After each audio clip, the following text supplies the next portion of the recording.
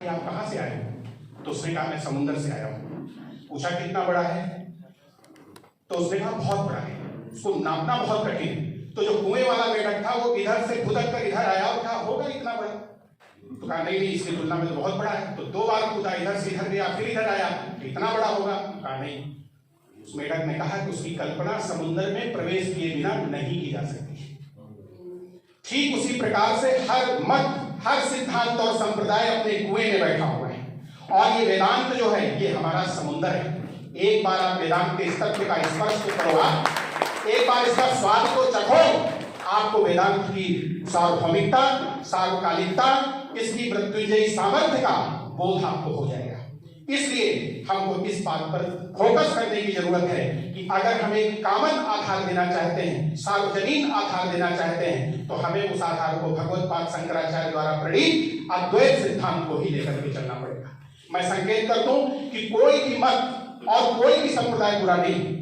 विकास की विभिन्न सीढ़ियों के अनुसार द्वैतवाद भी ठीक है। जहां पर हम देह की कक्षा में खड़े हैं तो हमारे लिए द्वैतवाद ठीक है। सेवक और सेव्य का संबंध, स्वामी और सेवक का संबंध, ये द्वैतवादी विचारधारा का प्राण है।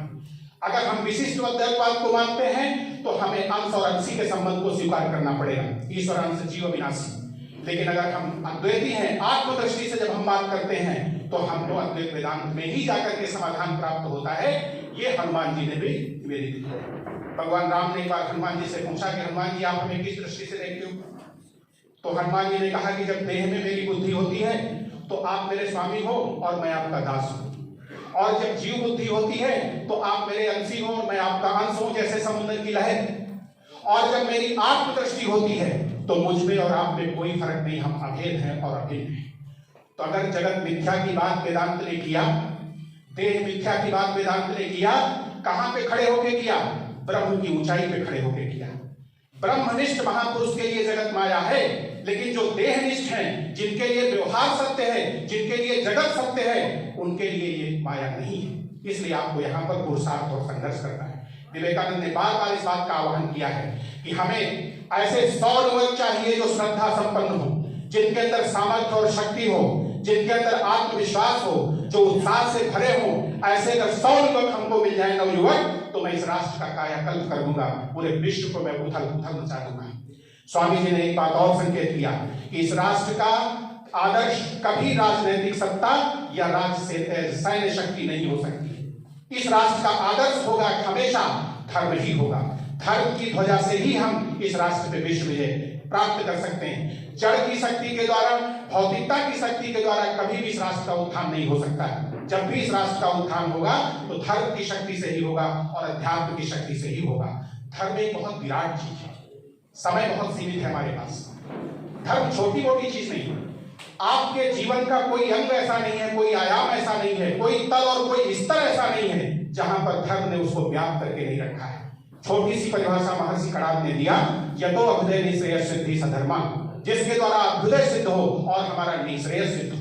अभ्युदय का मतलब हमारा सर्वांगीण विकास, हमारा शारीरिक विकास, मानसिक विकास, बौद्धिक विकास, नैतिक विकास, भावनात्मक विकास, चारित्रिक विकास, आध्यात्मिक विकास, सांस्कृतिक विकास, सामाजिक विकास, आर्थिक विकास, शैक्षणिक विकास, सब तरह से हम विकसित हो, चाहे वस्तुनिष्ठ आयाम हो, चाहे आत्मनिष्ठ आयाम हो। बाह्य और अभ्यंतर दोनों आयामों की दृष्टि से जो आपको पूर्ण विकसित बना दे, पूर्ण सक्षम और समर्थ बना दे, वही हमारे धर्म का सच्चा स्वरूप है।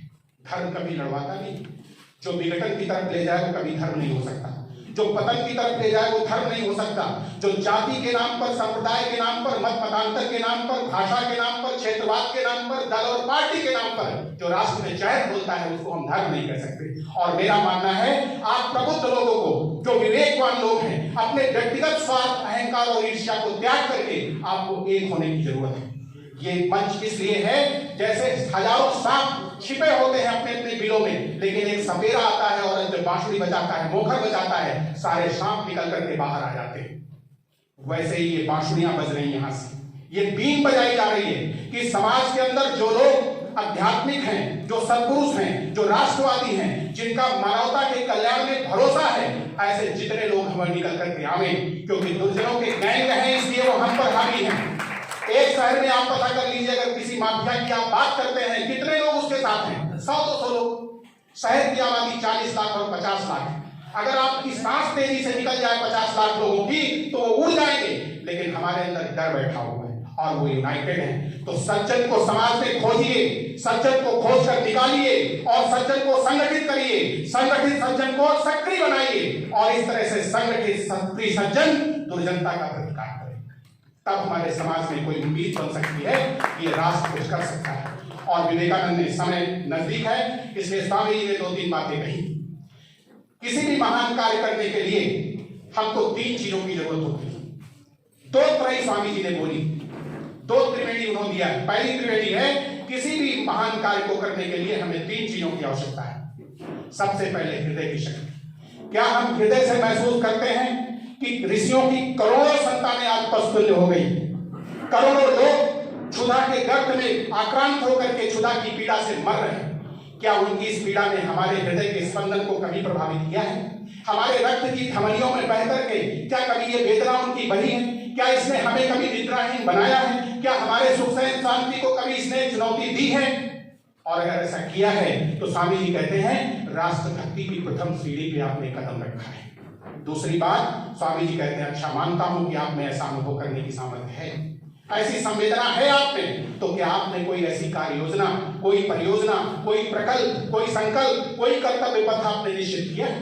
और अगर निश्चित किया है तो क्या उस पथ पर चाहे भाग्य लक्ष्मी आपका साथ छोड़ दे, आपके पुत्र कलंक परिजन और गुरुजन आपका साथ छोड़ दे, सारा संसार नंगी तलवार लेकर आपका विरोध करने के लिए सामने खड़ा हो, तब भी क्या अपने प्राणों की आहुति देकर आप अपने उस कर्तव्य पथ पर डटे रहेंगे?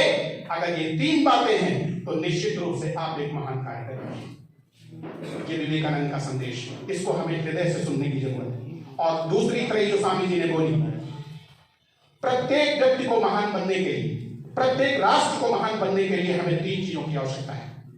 Conviction of the powers of goodness, सौजन्य की शक्ति में विश्वास।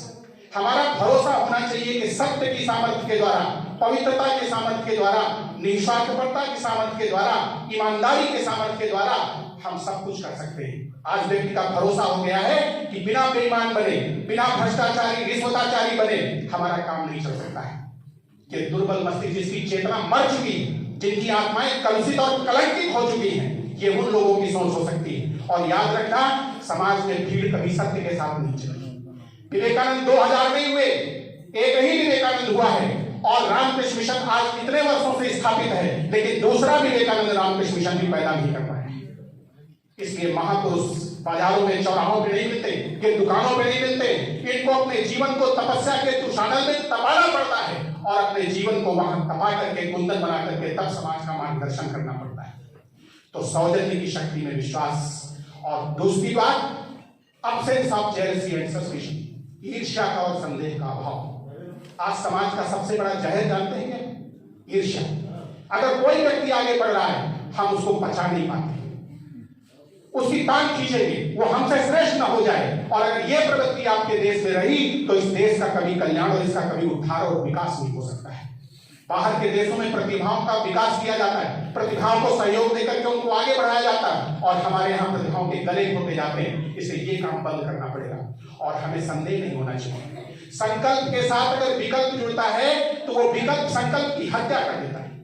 या तो मैं आईएएस बनूंगा, और अगर आईएएस नहीं बना तो मैं लेक्चरर बनूंगा, तो आप लेक्चरर नहीं बनोगे, आईएएस नहीं बनोगे। आइदर और ये बिल्कुल नहीं होना चाहिए, या तो करूंगा या तो मरूंगा। पढ़ते पढ़ते हमारी टेबल पर चाहे प्राण निकल जाए, लेकिन बिना आईएएस की कुर्सी लिए जाऊंगा नहीं, ये संकल्प होता है। हमको इसकी आवश्यकता है। और तीसरी बात स्वामी जी ने कही, जो महान कार्य करने का, अच्छा कार्य करने का प्रयत्न कर रहे हैं और अच्छा बनने का प्रयत्न कर रहे हैं, उनका हम सहयोग करें। उनके साथ हमारी संवेदनाएं, हमारा सहयोग होना चाहिए, तभी इस राष्ट्र में कुछ महान कार्य किया जा सकता है। इन्हीं शब्दों के साथ मैं अपनी वाणी को विराम दूंगा।